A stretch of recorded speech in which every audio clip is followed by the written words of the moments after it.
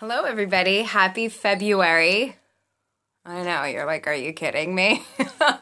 This is how I used to feel about February. I would say to myself, nothing about February is cool. It's freezing. I don't have any feelings in any of my joints. My skin is peeling off of my face. And there's no sunshine, right? We talked about this last February. This is how every February has been for me, and I tend to get a little bit down and out. And I said to myself in December, I am not going to allow February to ruin my life this year. I won't allow it. We have to make a difference for ourselves when it comes to being in a better mood, right?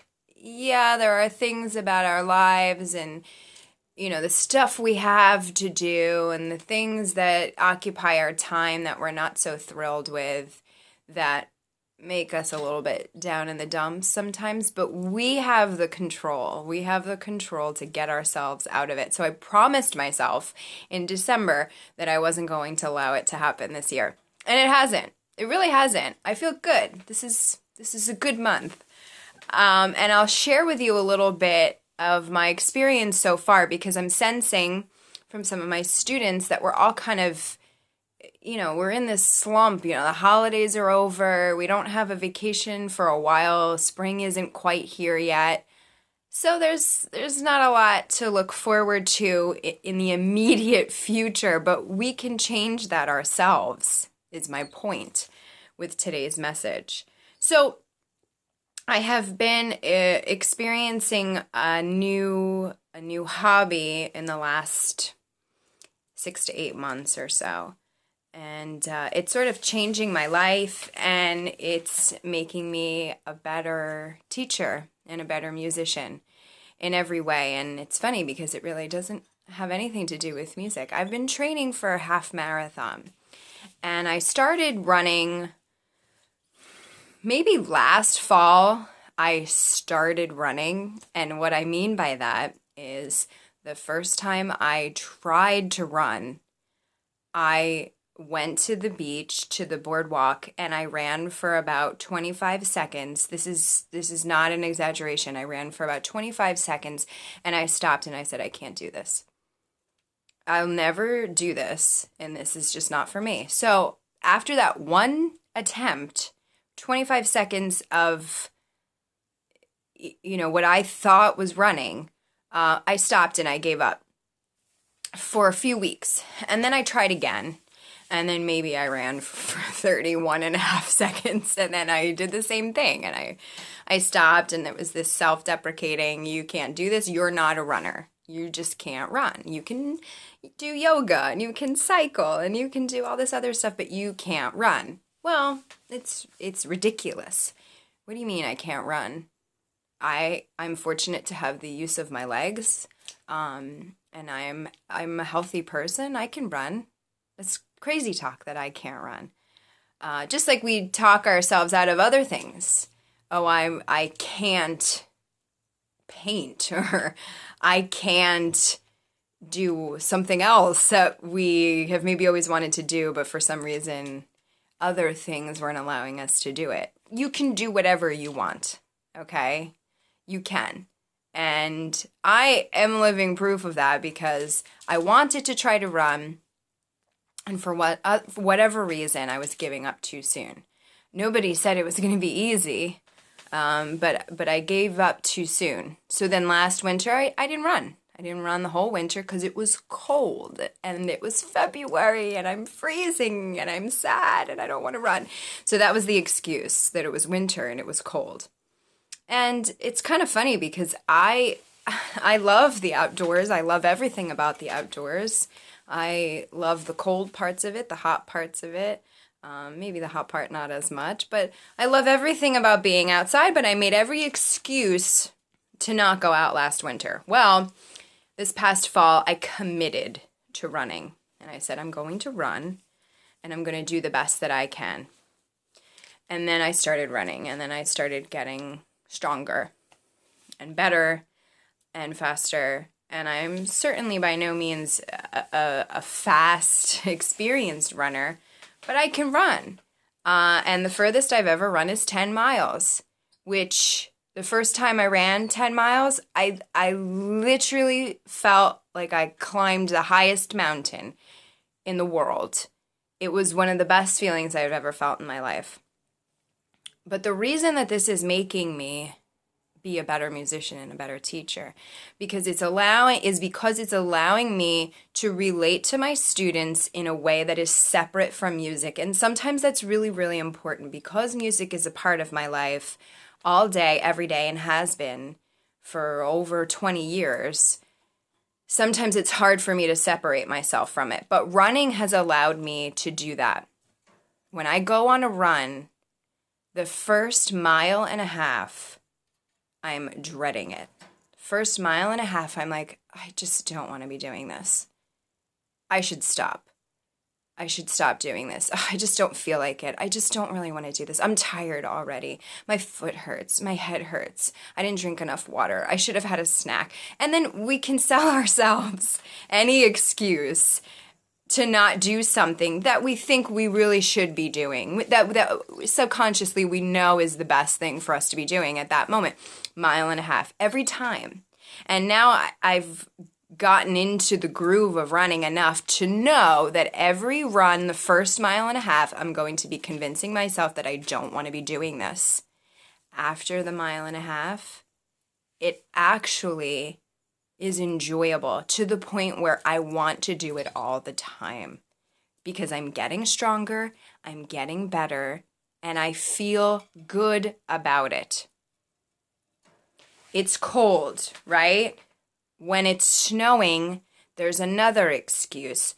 Every time it's cold or snowing or for whatever reason we're not able to go about our lives comfortably, right? We have to bundle up, we have to put on a coat, we have to put on boots, we have to shovel. If you're driving, you have to drive in it.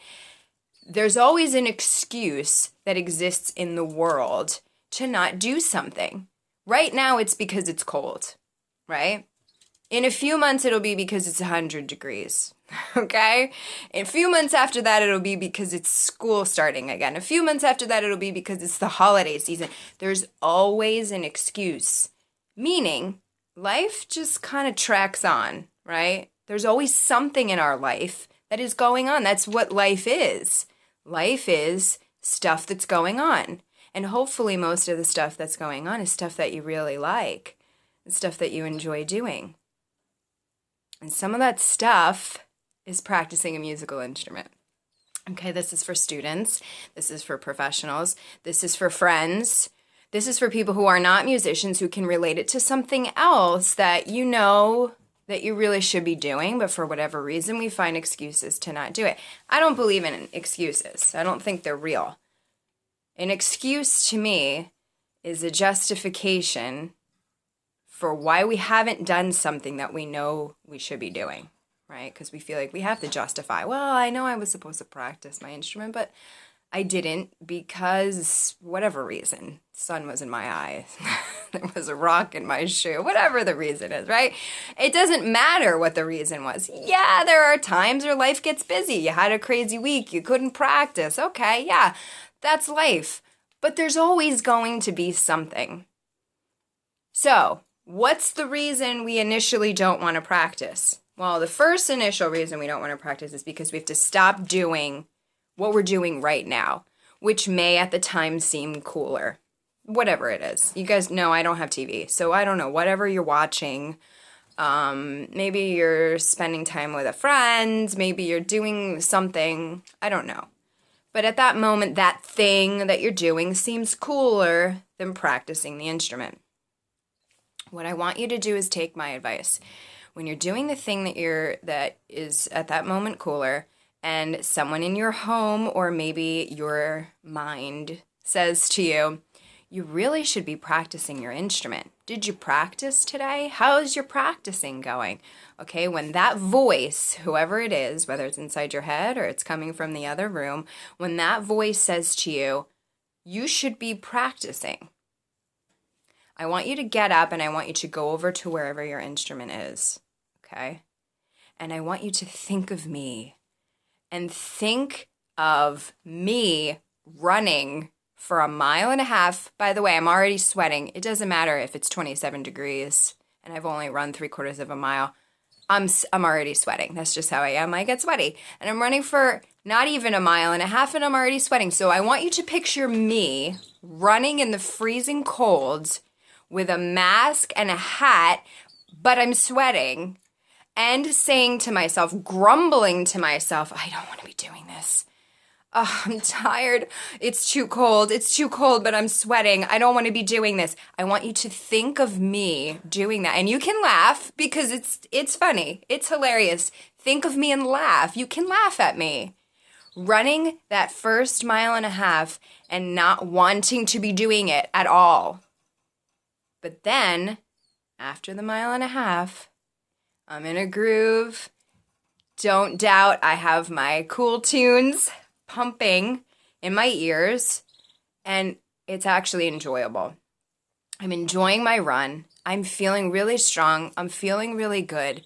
And the best part of it is I kept doing something that I really tried to convince myself that I didn't want to do. Something that deep down I knew was good for me. But for whatever lame reason, I said, I don't feel like doing this. I really don't want to do it. I want you to think about me when you're trying to convince yourself of a reason that you shouldn't practice at that moment. Okay, think about me running. And I want you to just do it. Just try to practice. Try. Just sit down and start doing it. And you know my rule of 3, the rep of 3. You rep one section 3 times, I promise it starts to get cooler and easier and more fun, and it starts to sound good. If you can get over that hump, 3, the number 3 always, whether you're separating measures and repping them 3 times, whether it's an entire section you're repping 3 times, or whether it's now the 3rd day of practice in a week, if you get over that number 3, it starts to become fun and cool, and you really, really like it. Your number 3 is my mile and a half. I'm telling you, if I can run, you can practice your instrument. I told myself how many years ago that I could never run, I never want to be running, and it will never work for me. And now I'm doing it all the time and I love it. So please understand, whether you are my music student, whether you are a student of other teachers in our studio, whether you are a friend of mine, whether you are a fellow music educator, whether you are a family member or someone who stumbled upon this site who's looking to be motivated, whatever you've decided to convince yourself that you either can't do, are unable to do, or just don't feel like doing, I want you to push yourself a little bit further. And just push yourself a little bit, and you'll be surprised how little you need to be pushed to have a breakthrough. Mile and a half, okay? If we all get through our mile and a half of work, our mile and a half of our commute, our mile and a half of our practice time, again, this is figurative, we will have a better experience. Smile, keep an open mind. So what? It's cold. Go for a walk. Go hang out. If you bundle up and you dress appropriately, it's actually enjoyable. And today is February 18th. There is abundant sunshine. Yes, it's chilly. You need a coat. You should probably wear a hat. It is abundantly sunny, and we haven't seen sun like this in a long time. So if you can today, get outside and enjoy it. Have a great rest of February. I'm with you, but we will warm up soon and keep smiling. And if I can help you in any way to be motivated about practicing, please contact me at any time, 732-567-5184. Have a great day.